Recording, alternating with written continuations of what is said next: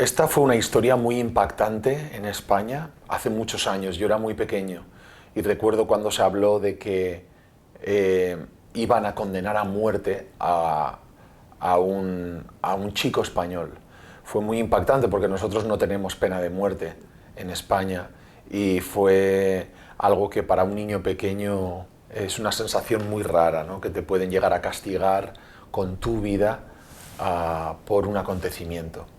Y yo tenía una sensación, pero no tenía una opinión acerca de la inocencia de Pablo Ibar. Entonces, cuando me ofrecen el proyecto, hago unas pruebas y cuando el director decide que soy yo, les pido que necesito unos días para poder estudiar a fondo y poder leer un libro que escribió un periodista de mucha relevancia en España y ver todos los vídeos de Pablo, y empecé a darme cuenta y a ver y a tener una opinión sobre la inocencia de Pablo. Entonces decidí que estaba preparado para decir que sí al proyecto y para poder defenderlo con mucho respeto y con todo lo que estaba a mi disposición.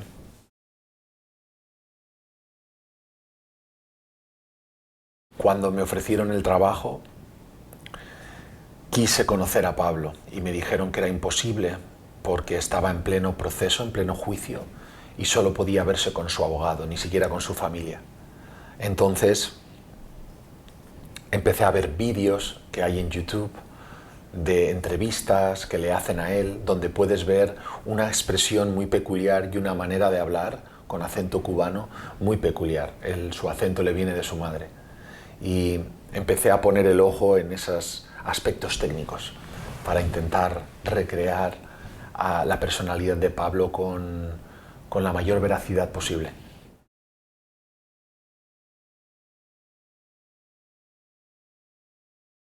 La historia de amor entre Pablo y Tania es... Pablo siempre dice que es la persona con más suerte y con menos suerte. Con más suerte por la historia de amor que vivió y que ha vivido y que vive con Tania. Y con menos suerte precisamente por estar en la cárcel por algo que no cometió. Pablo y Tania se conocieron 3 meses antes de que él entrara en la cárcel y la noche del asesinato Tania estaba con Pablo, con lo cual ella hizo ese testimonio en el juicio, algo que los jueces rechazaron porque dijeron que era la parte de la familia y que no podían tener en cuenta ese testimonio, pero ella le dijo a Pablo: yo voy a estar a tu lado, pase lo que pase, porque creo en ti, yo estaba contigo esa noche.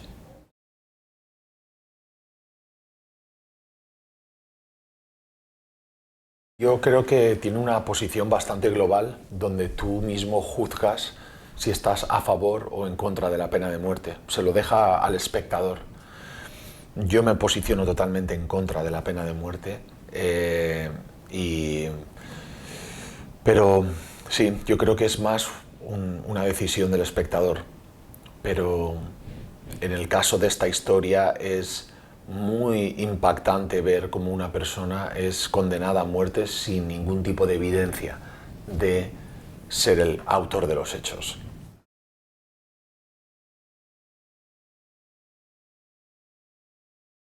Yo creo que es un caso de injusticia de un hecho verídico. A la gente le gustan mucho las historias verídicas porque tiene twists, tiene la historia tiene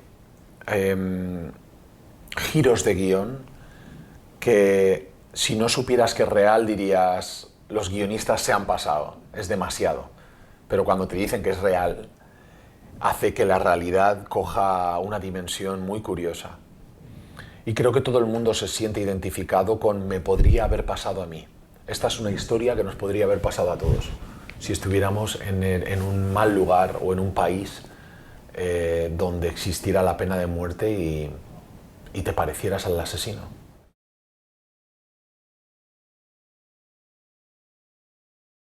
Yo creo que cuando elijo un guión es un impulso, ¿no? Es un pálpito.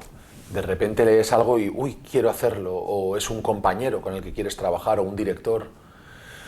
Ahora estoy haciendo una serie de terror para la HBO que se llama 30 Coins, 30 monedas, con Alex de la Iglesia, un director español muy respetado, con el que tenía muchas ganas de trabajar, y mezcla el horror con un poco una comedia oscura. Y creo que es un género totalmente diferente a este, y tuvo que ver con un pálpito y con las ganas de trabajar que tenía de trabajar con este director. Así que dejo más que me sorprenda el destino que no forzar historias o géneros que me gustaría explorar. Yo leo y digo, esto me gusta, y tiro para adelante, ¿sabes?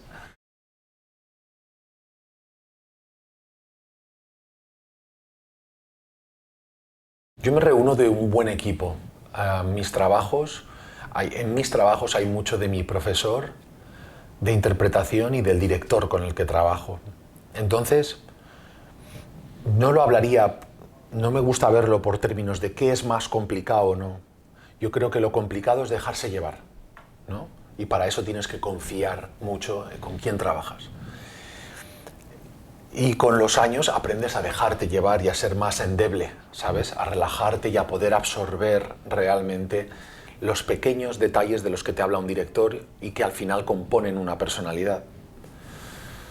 Entonces creo que es más una pregunta. Depende del proyecto. Depende del proyecto, tienes que poner el ojo en aspectos diferentes. Hay proyectos que el ojo está puesto más en la fantasía y en la creación de un personaje que no es real. En este, una de las cosas que íbamos detrás era de ser muy realistas y poco edulcorados con las emociones, sino tratar a las emociones de una manera muy veraz y modesta, desde la modestia.